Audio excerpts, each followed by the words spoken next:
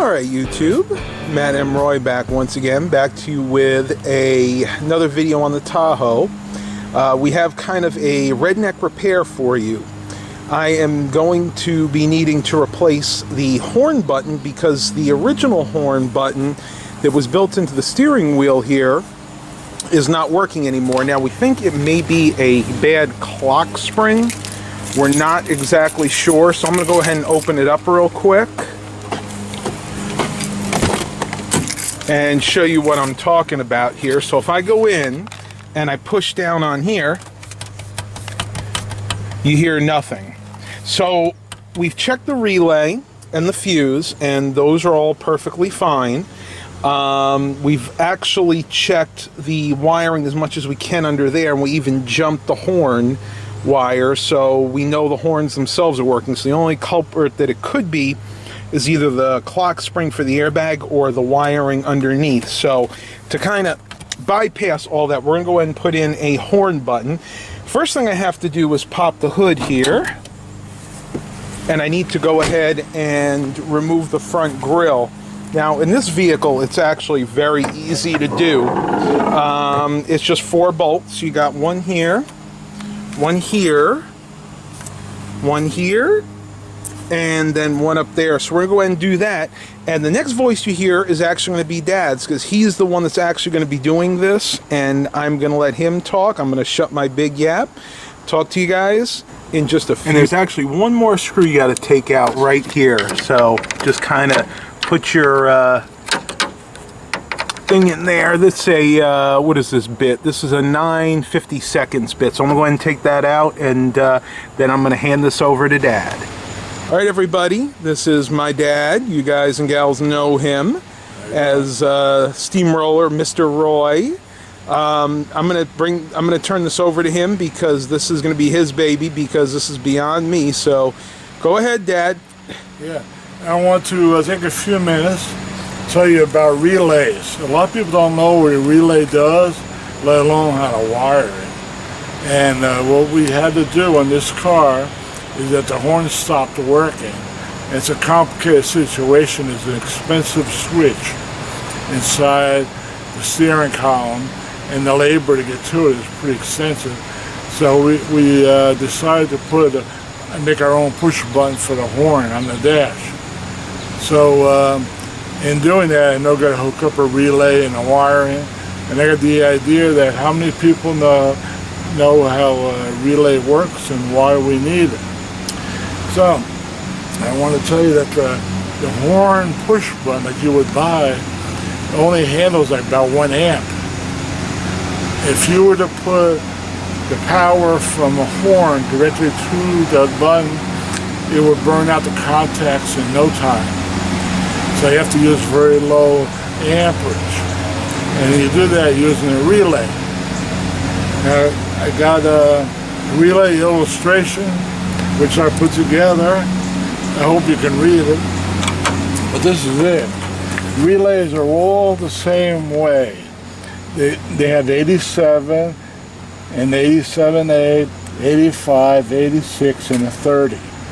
And they all mean the same. They're all the same, no matter what kind of relay you buy. The 30 is battery power. And the 85 and 86 are the switch. So in other words, when you push the button, you would activate the ground to go to here and would activate the contacts. When the contact is activated, it would push to make contact with 87 to 30. 30 is the battery. It handles all the amperage and goes to 87 and then goes to the horn. Now, the 85 and 86 are either ground or power, whatever you'd like to use, and they're switched. So it could be ignition on, would turn 85 on, or 86, or in this case is pushing the button for the horn to make it ground. So it would be a hot 85 or 86, and then the switch, the ground, completing the other circuit. Now when this circuit's made, the relay clicks over and pushes to 87, connects the contact from 30 at 87 and blows the horn. 87A is used for normally open circuit. I'm sorry, normally closed circuit. And this is used for different ways of electrical. Let's say you had a power step on a truck to go down when you open the door and when you close the door to come up. That's where you would need to use normally open hot and normally open, or normally open hot, and then the close when you open the door. So that's how you would use that. But they're all the same. I wrote it down at the bottom. 85 or 86 is either from the battery. Well, this is the way I'm going to hook it up. Let's go this way. The 85 would be from the horn button to make it ground. The 86 would be connected to the battery along with the 30. So in other words, 86 and 30 be jumped together because I want the horn to work on battery and not ignition. So we normally might use ignition, but I want to piggyback with the battery. And then 30, of course, goes to the battery. 87 goes right to the horn. So when you make contact with 85 and 86, close the contact to 87 and blows the horn. And the load is from the battery, not from the little switch you push. That's why they use a relay, because the relay can handle a lot of amperage, and a lot of devices, little switches are so small that can only handle a very small amount of amps. That's right, or they'll burn out. They'll burn out. So almost 90% of the things you add to the car, you will need to use a relay.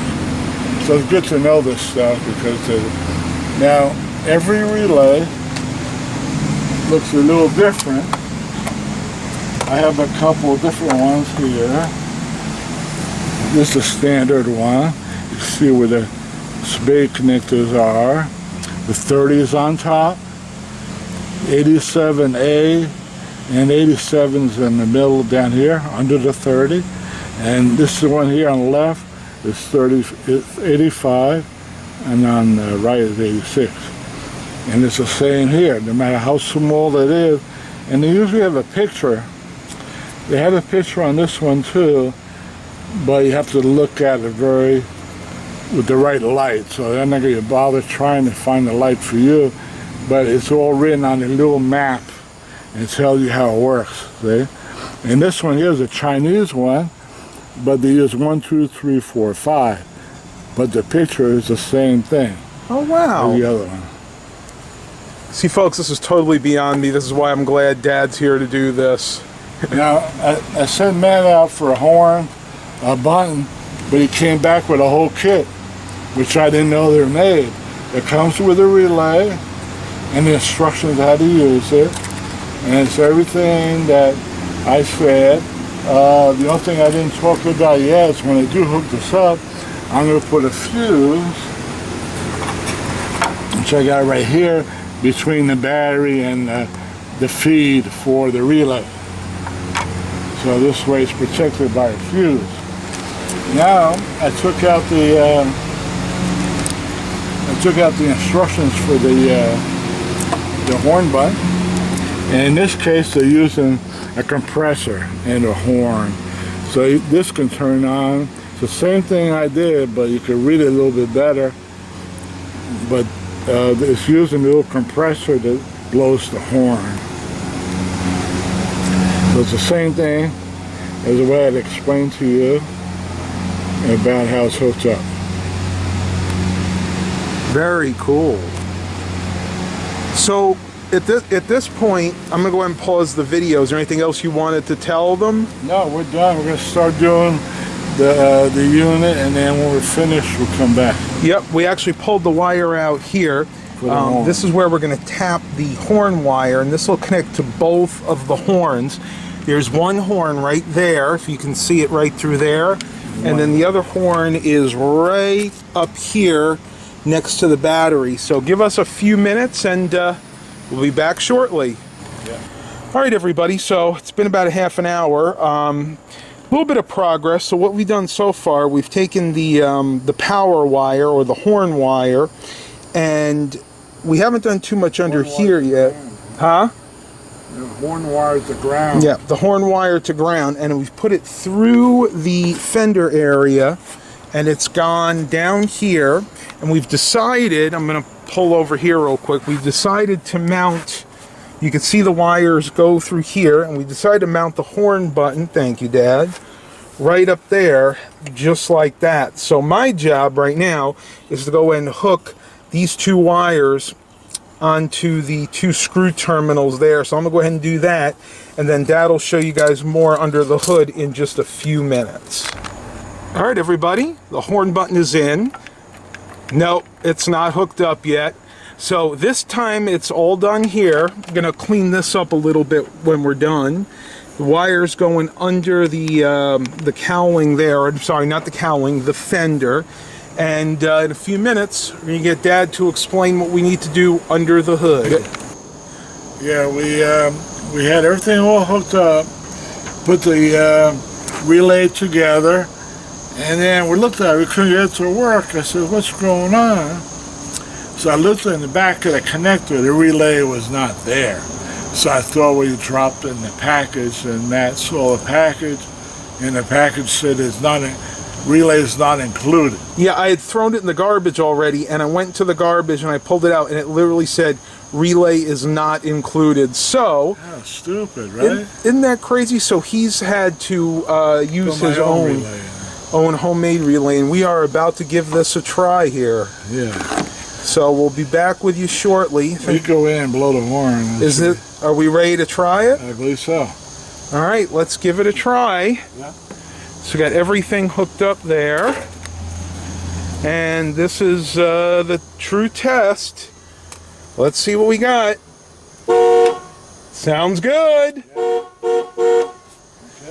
got it. All right, folks. So we have again the wire run to the dash with a auxiliary horn button. Is there anything else you want to show them under the hood? What you did? No, we got to just tidy up down here and get everything put back in its place. Well, other than that, it's all done. We just have to straighten out the wires and put them in its right place, strap it wire ties. We can show you again in the morning because I think it's getting too dark to work. Yeah, we're losing the light here, so we're going to pause this. In the morning, we'll show you the finished touch. That's it. Finish it up in the morning. See you guys. Hasta mañana. All right, everybody. So it's the next day. We ran out of sunlight yesterday where we left off. The horn is now working. And basically all we have to do is get these zip ties, which I have right here. Cheap ones, you can get them at Dollar Tree. And we need to go ahead and make everything neat. So I'm going to go ahead and open up the hood real quick. See if I can find the release here. Oh, there we go. Now, what else did you want to tell them that we forgot yesterday? Okay, I wanted to show them that we don't have the relay that they gave me. It's inside the garage. But this is my relay that I put in, and it's a complete relay with the connector and the relay. The one they gave me yesterday was a connector that had the pattern on the relay on the connector, and I never turned it upside down to look that there was no relay in there. So we put the whole thing together, wired it up. I thought I had it because it was a big block, and it didn't work. So in checking it out, I said, hey, where's the relay? And then we found out the package said relay is not part of it. Yeah, it's like batteries not included. So it was totally stupid. How could somebody do something like that? You know, put the imprint on the connector instead of usually you find it on a relay. So anyway, I just snipped the wires and put mine in. And I wanted to show you here how we hooked it up. Okay, I got a battery power connected to the battery here with a fuse, and the fuse goes to the number 30. As you remember, I'll show you again on the chart. The 30 and the trigger red. The trigger being 85 or 86. It goes to the coil. Here, I can hold it up a little bit and show them. Okay. So 85. This is where I'm talking about right now. I put the fuse from the battery to the battery connected to 30 and jumped up to 86. So I just put them together like this inside the butt connector. Now 85 is a switch to ground. Now that comes from the dash right here, and it's going to the relay, and this is 85. So this connects the coil when you push on the button. Just so they can see it a little bit better. And the other end of the button wire goes to ground, and this is the ground. So this is the ground that's made when you push the button. And the only other thing after that was the 87, which is right here. So when the coil closes, it makes contact to 87. Okay. So that's it. That's the whole business. So relays are not complicated if you look at it really simple. And the more you look at my chart and understand it, the easier it's going to be for you to figure them out. You can use the tiny switch that can't hold any voltage or an amp, and then it can turn on something real heavy like a compressor. And that's what it's made for. So it don't burn it out, basically. Yeah, the slightest little, in other words, to operate the coil here, only uses like a minuscule amount of amperage. Less than an amp. So you can have the most flimsy switch operate this for a heavy load. Incredible. So that's how that works. There you go, folks. That is it. We're going to end the video here. The only thing I have to do now... We're going to put this all together so it looks nice. We're going to clean it up. Thanks for watching. Please continue to like and subscribe. If you really enjoy these videos that Dan and I do together, please give a thumbs up, and we'll do more in the future. And as always, have a blessed day, everybody.